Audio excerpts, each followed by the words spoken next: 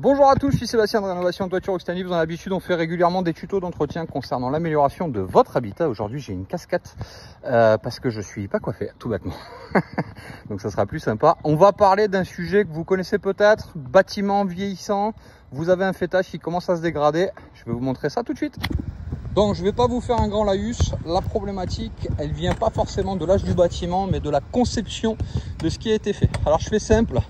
Normalement, on devrait retrouver ici ce qu'on appelle un mortier bâtard. C'est pas du tout le cas.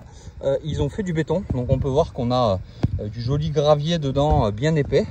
La difficulté, c'est qu'avec le vieillissement, effet dilatation, rétractation, à un moment ou à un autre, ça commence à se bouffer. Et on va voir que sur la partie du fêtage, qui paraît en très bon état, finalement, le très bon état, il est très subjectif. On peut voir, dès le moment où on commence un petit peu à toucher, ça part un petit peu en bibrine. Donc là, c'est pas compliqué, ça va être réflexion globale donc du fêtage, de manière à régler pas mal de problématiques sur la partie habitation, et ça on vous le montre d'ici quelques minutes.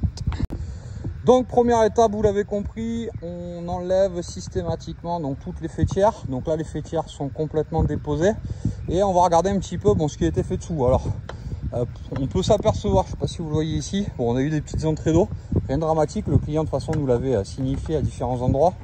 En amont, on avait anticipé, il y avait des tuiles qui étaient fissurées à différents endroits, vous voyez ici. Donc on avait fait un pétasse provisoire pour pouvoir régler la problématique d'étanchéité du client.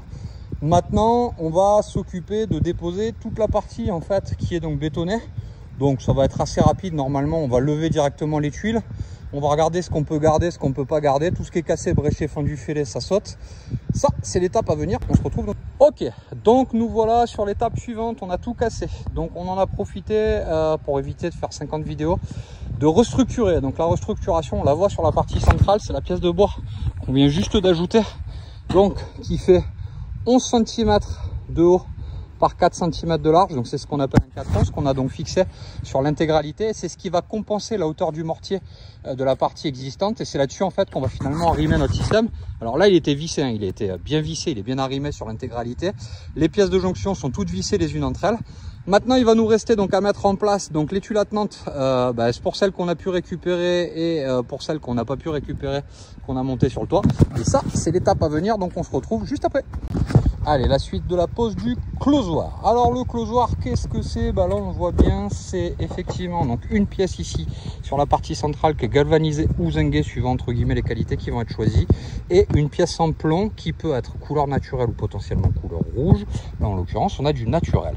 Qu'est-ce qu'on fait en amont avant de la poser? De façon naturelle, je pense que pour tous ceux qui ont l'habitude de nous regarder, ils ont pu le voir un petit peu sur les vidéos. On peut voir qu'il y a des points là sur chaque nez de tuile. D'accord, vous l'avez des deux côtés. On va tout vous montrer, comme ça vous voyez tout.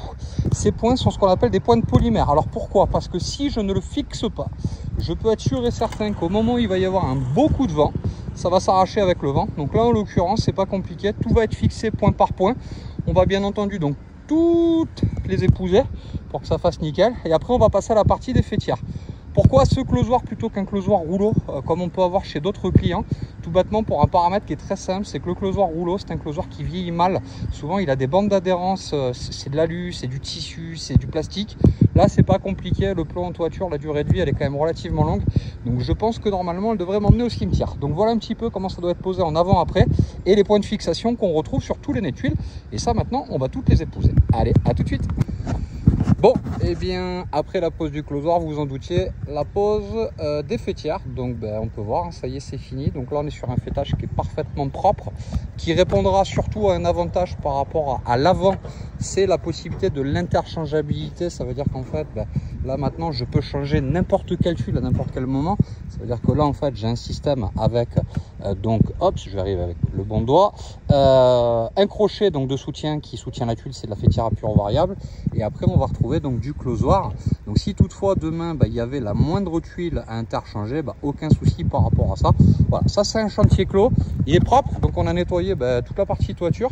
Comme c'était une toiture qu'on avait traitée imperméabilisée, on va prendre la décision, comme on a remplacé des tuiles, de bien entendu imperméabiliser les tuiles qui n'ont pas été. Donc sur la partie du fêtage, on va repartir un petit coup d'hydrofuge de manière d'être nickel.